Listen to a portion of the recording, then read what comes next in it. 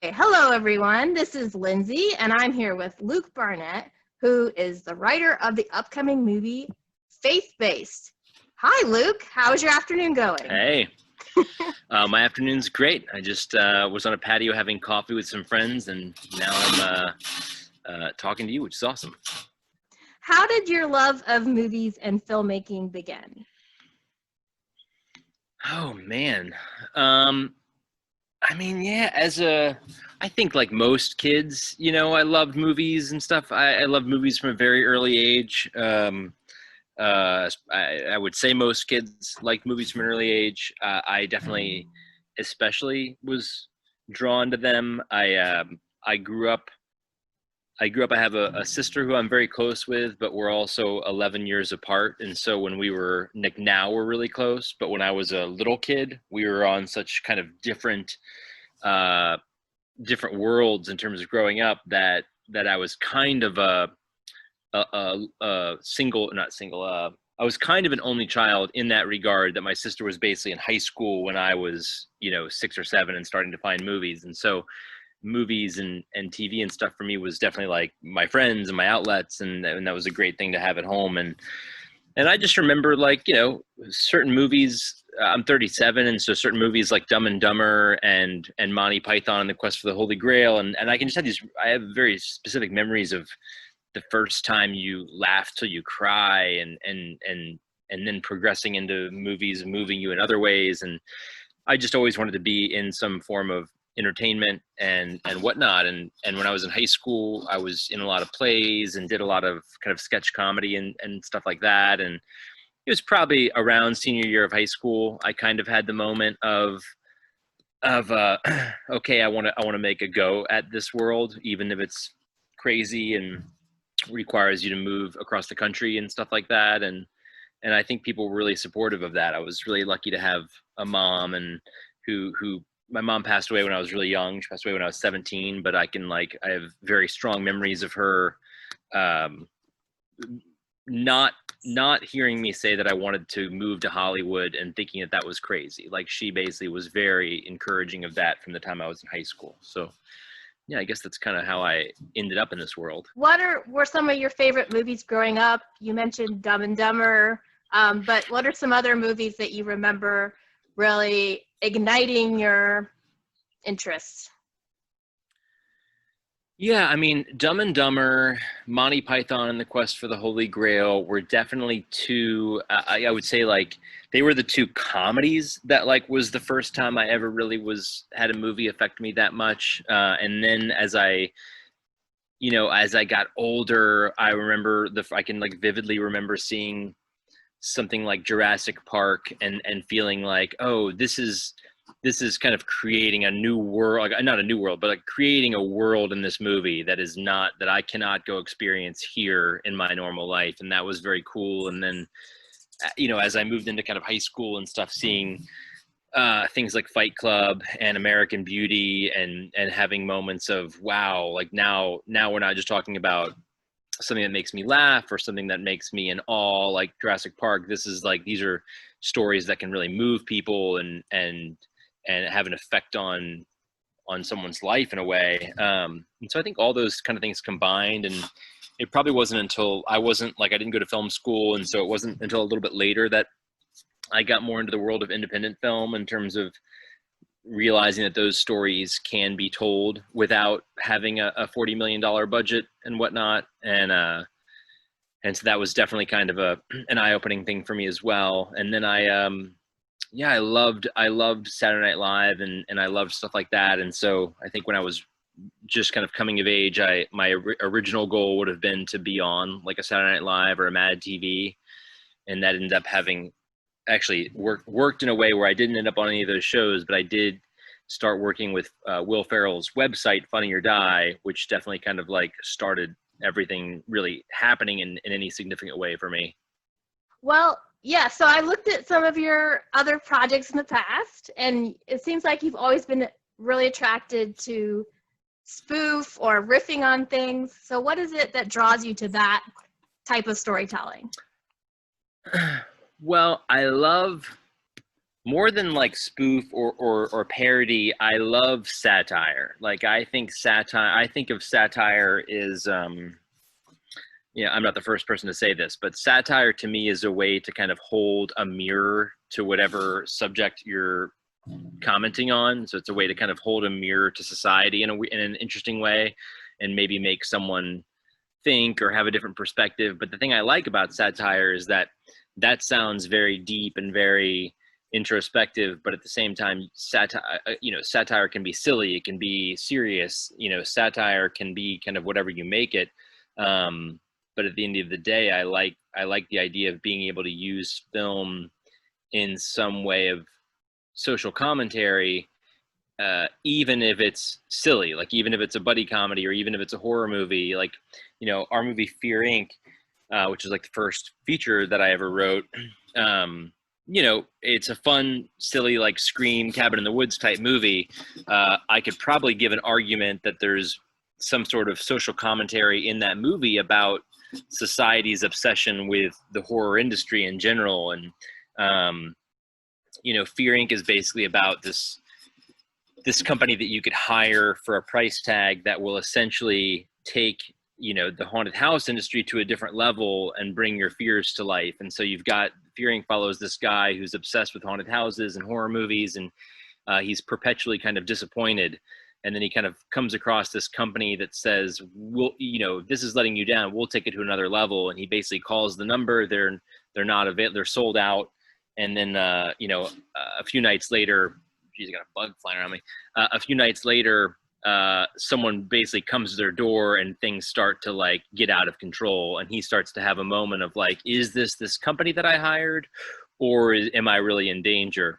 And it's a silly, fun horror movie, but at the same time, there's definitely some commentary about society, especially Western society, being so obsessed with the horror industry. I mean, I think the idea of like wanting to be scared, knowing that at the end of the movie the lights are going to come up or whatnot, is something that's very Western. Like I don't think there's people in Afghanistan that are ordering like the drone experience. You know what I mean? It's like It's such an American, or not an American, but it's such a Western thing to like want to be scared knowing that we're safe in our real lives. And I always found that interesting.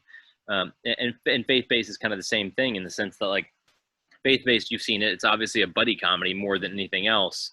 But we wanted to use kind of the Christian film industry as a backdrop, in terms of like giving a little bit of commentary on that industry or on certain things through a buddy comedy. Like we don't take ourselves too seriously, Tell me about the history of the film Faith-Based and how that evolved into an actual film. Like, where did the idea come from, and the way that you found this director? I don't know how that worked out, so tell me a little bit about that. Sure. Well, for those that haven't seen it or heard about it, Faith-Based is essentially about two guys who kind of come to the realization they're kind of like slacker, I hate to say the word losers, but they're a bit of losers who come to the realization that a lot of Christian movies make a lot of money, even if they're not good movies. Like you have a lot of movies that are kind of low budget and star 90s TV actors, and churches rent out theaters and bring buses to go see these movies. And I've always found that interesting. But the movie is about two guys that kind of come to that realization, and then they decide to go make one of their own, even though they are not Christians and they don't necessarily know how to make movies. So it's kind of this producers, meets the Book of Mormon, sort of like Bill and Ted thing. And it kind of came from two ways. The director, Vincent Masciale, is also kind of my partner in producing. And so we've been working together for a long time. And we, after our first movie, I think we thought our first movie, did well for us. It premiered at Tribeca, a really cool festival, and lots of people saw it. And we kind of thought, oh, wow, at this point, we're just going to have a TV show on the air in a year, and we're going to have a big studio movie and all that stuff. And we were out pitching over and over again. And it kind of, people we'd get bites, or somebody would want to make a pilot or whatnot. But all of a sudden, 2 years later, we didn't have a TV show on the air, and we didn't have a studio movie. And I kind of joked with Vince once. I said, we should just go make a Christian movie for no money, it can make us a bunch of money, and then we can go make 5 of our movies. And that actually turned into a TV pitch, which Faith-Based originally was. We kind of came up with this TV pitch that was similar to the movie. And in the TV pitch, we loved the story and we loved the first season and felt like it had a really good first season. But then we kind of got lost after season 1. And so we wanted to make a movie last year that we kind of shoot for nothing and basically do it with our friends. And so we decided, what if we took Faith-Based season 1 and adapted it into a movie, since it's got this kind of like clear arc. And so that's what I did. And that we were originally going to shoot it for literally no money on our phones with just our friends. And we still shot that movie on what would be considered a micro budget. But, you know, once people liked the script and wanted to kind of be involved in it, whether it was actors or crew, it kind of became a little bigger than we thought it was going to initially, which is we shot with real cameras and we had Jason Alexander and people that were actually talented, more talented than Tanner and I. But it's like we originally wrote it so that Tanner and I could play. Tanner's one of my best friends in real life, and we wrote it and thinking we were going to shoot this for no money and that we'd play the lead roles. And even though we had a little more money and a better cast, we still stuck with that so that Tanner and I would kind of have the chemistry as the leads, and then we could kind of surround ourselves with bigger names and probably more talented people. But the feeling of 2 real friends, you know, goofing off and doing stupid stuff, hopefully shine through in the film. That actually jettisons right into my next question, which is about you and Tanner and your partnership on screen, which does come through. So how did you guys start working together so closely? Tanner and I, we knew each other through kind of like friends of friends for probably 10 years. We've probably known each other. And in 2012, I had started to kind of do stuff with Will Ferrell's site, Funny or Die. And then at that point, Tanner and I kind of both realized we both like, you know, kind of doing sketch comedy and had a good chemistry and stuff like that. And so we did a video for Funny or Die that was called Kickstarter to help Luke and Tanner do cool stuff or something like that. And it was basically like, it was at the time that all these celebrities were doing Kickstarter videos, and there was a lot of controversy over like somebody who's a millionaire doing a Kickstarter to do their low budget movie. And we kind of did a video that was asking celebrities to basically donate to us so that we could watch their movies and also do cool stuff. And it was silly, but we had a great time, and it kind of was on NPR and, you know, and did really well for us. And yeah, we just kind of kept doing stuff like that. And we'd done a lot of sketches and knew we kind of, as real friends who are also actors, we had that kind of comedic chemistry. And so initially when we went to do Faith-Based and the idea was to shoot it on phones with our friends, I was like, well, let's just get like my real other actor friend and we will just like basically be exaggerated versions of ourselves in this movie. And then again, like I said, we just decided to kind of keep that same thing, even though the movie got a little bigger, and it worked. I mean, our next one we're going to do is also going to have me and Tanner in it. We're going to play very different characters. But like, you know, so many of the reviews and so much of the response has been positive on our chemistry. We thought, why not just do another one that's kind of a similar model, even if we tell a different story and choose to kind of do totally different characters. You mentioned that this came out of a TV show you were going to do, and then it evolved from that. Was the concept of it being a mockumentary, was that always along part of it, or did that evolve later because you changed the format to a movie? No, it was always that way. We liked, we wanted to kind of do, I don't know if you've seen the TV show American Vandal, but I think they did a really great job with this TV show called American Vandal. That's kind of a mockumentary on Netflix.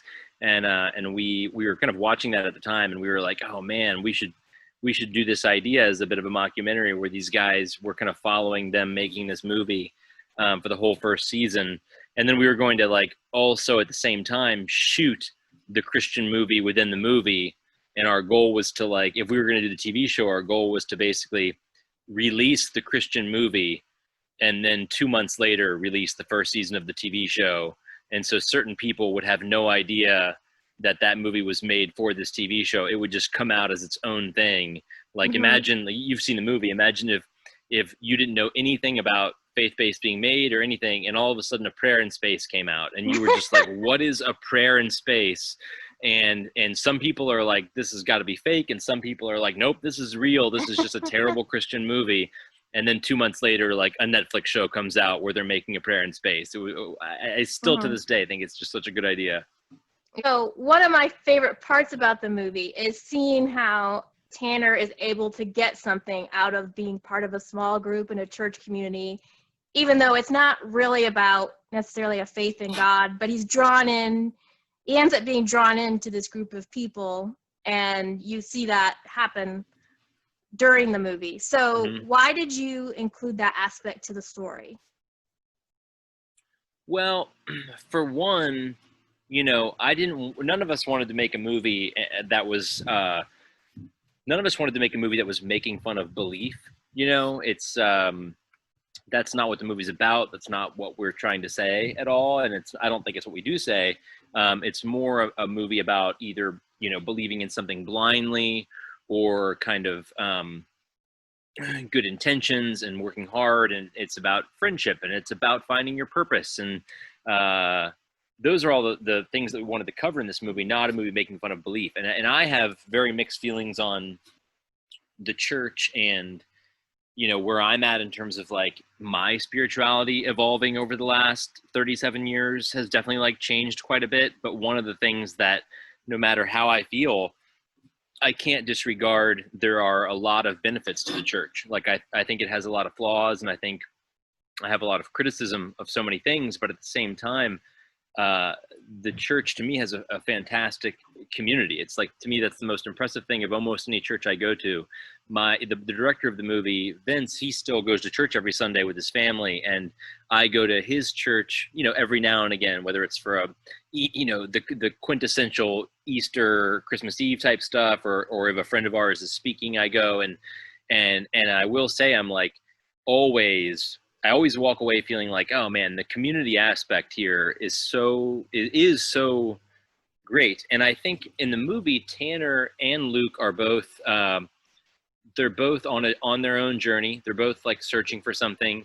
I think Luke's character is searching for his purpose, and he's trying to feel like he did something with his life, and he's trying to make his dad proud. And I think Tanner's trajectory is that he's looking for community, and he starts that at the bar where he works, and like that's kind of his community. And when he goes to the church, he sees that even more so, and he almost has a moment of like, wow, I've found this thing that I've been looking for the entire time. And I don't think people will take this movie too seriously in terms of drawing parallels between the bar and the church necessarily, but that is something that I wanted to show, which is like, I used to work at a bar, and that's the bar that we shot in, the bar that I used to work at, and Tanner used to work there too. And there is a lot of parallels in terms of like a lot of people who go to church and are clearly seeking community. There's another one of those people that goes to the bar seeking community and feeling like they're going to go somewhere, and they're going to know somebody, and they're going to, no matter when they show up, even if it's the bartender, someone's going to know their name, and someone's going to do that. And that's also a big pitch of church, you know, and small groups and stuff like that. So a lot of that was wanting to draw parallels, and a lot of that was just wanting to show that like there's positives here, you know. Before there was the trailer, there was the pre-trailer.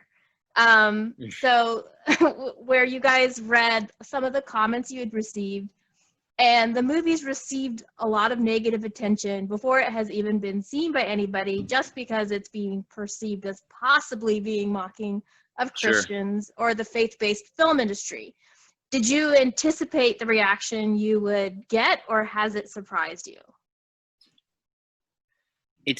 I mean, honestly, when it, especially the fact that we're making a very low budget independent film, when it ended up in Fox News and Breitbart, I was definitely surprised. I'd be lying if I said I didn't think there was a chance that someone, maybe even my dad or somebody, would kind of hear the title or the log line and question it, or think like, oh, this is going to be a movie I'm going to be offended by. I knew that there would be certain people that felt that way. I definitely did not expect it to get to a level of like Fox News writing articles about the movie being a Christian bashing movie when Fox News had never seen, we hadn't even shot the movie when they wrote the first one. So that was kind of incredible to me, but it's also like, I get it. These companies rely on clickbait. They rely on headlines that will make someone want to click on it, even if the headline is completely wrong, you know? So in hindsight, I'm not surprised, but at the time I definitely was.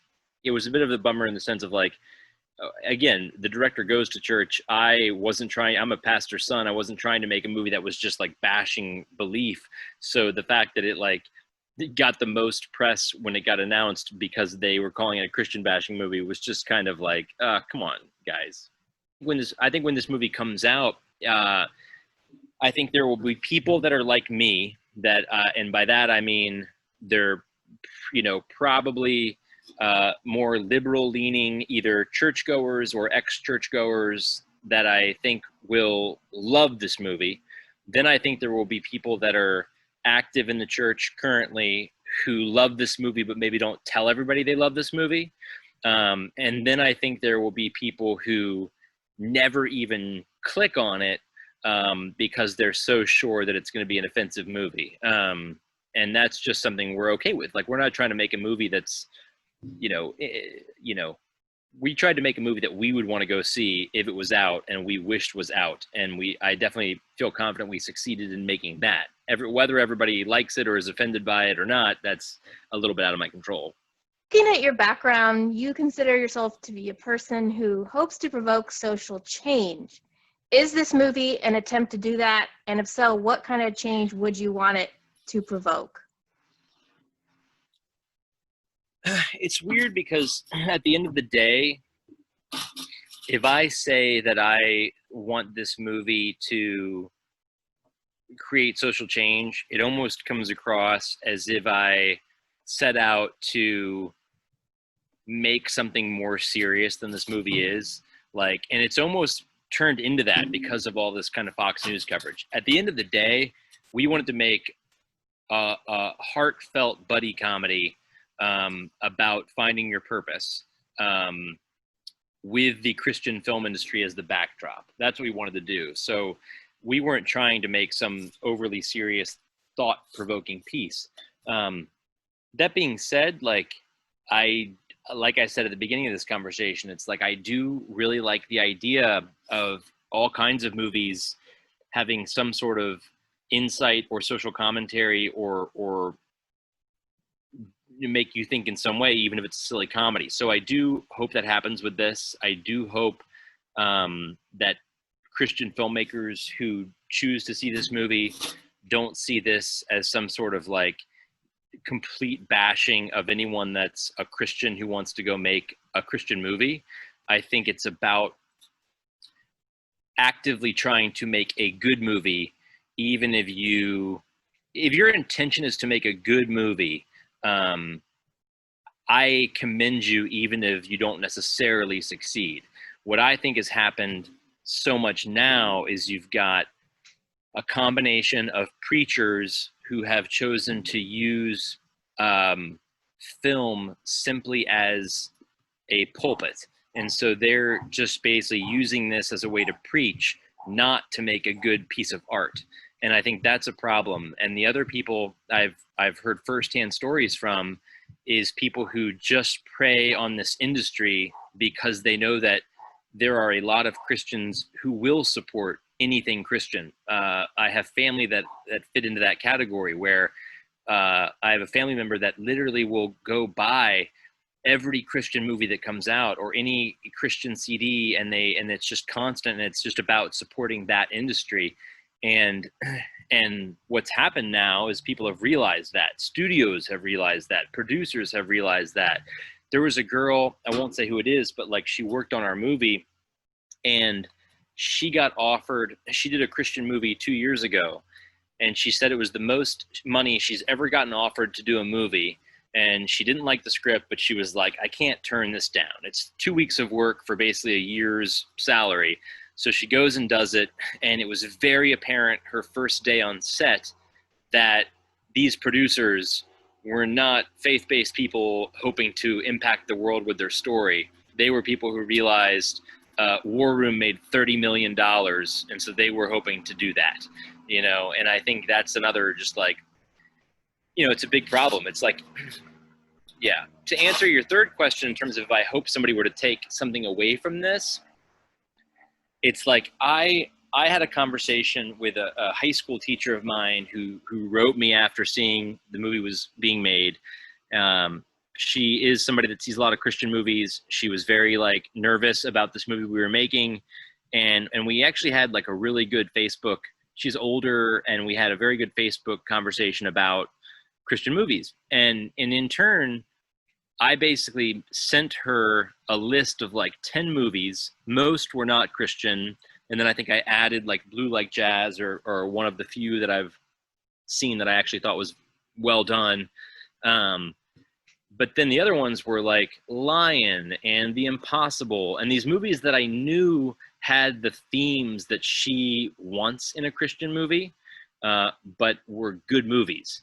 Mm-hmm. And I think that was like the first time she's watched movies, and this person's not 20, you know, this out of her 70 years, this was maybe the first time she's watched movies that were secular, that hit all the same things and emotions that she was wanting from these Christian movies, except they're all like incredibly well written, produced, acted, directed movies. And I hope more Christian filmmakers try to make Lion or try to make The Impossible versus making God's Not Dead 3 simply because a title like God's Not Dead with Kevin Sorbo will make its money back. So tell people how they can see Faith-Based when it's coming out, and how is it going to be in theaters, or will it be something you can rent, and what, any platforms, etc.? Yeah, Faith-Based comes out October 9th. It stars the person you're listening to right now, alongside my friend Tanner Thomason, and then a great cast of more notable people like Jason Alexander, Lance Reddick, Margaret Cho, David Koechner. It comes out October 9th, and it's scheduled for a dozen cities right now in terms of theaters. Do I think that will happen with COVID? I don't know, but I would say it's going to be out the same day, essentially anywhere you can rent or buy a movie. So all your Apple, Fandango, Amazon, wherever you would go rent or buy a movie, it will be available. And that's probably, in my opinion, the safest and smartest way to check it out. And I do appreciate if you're watching or listening to this, it's like these kind of movies live or die 100% by word of mouth. And it's a scenario where even if you don't want to see faith-based, or this is not for you, I can't say enough about spending the $3 to rent some form of truly independent film, because these are the movies where that money goes to making original stories. And if people don't spend that $3, eventually all we will have is, superhero movies and sequels and remakes. That's like, at this point, there's no reason for Hollywood to spend money on a risky original story unless people keep supporting them. So thank you for talking to me today, Luke, and I look forward to seeing how people receive your movie October 9th. Thank you so much for having me. Yeah, thanks for having me. It was great.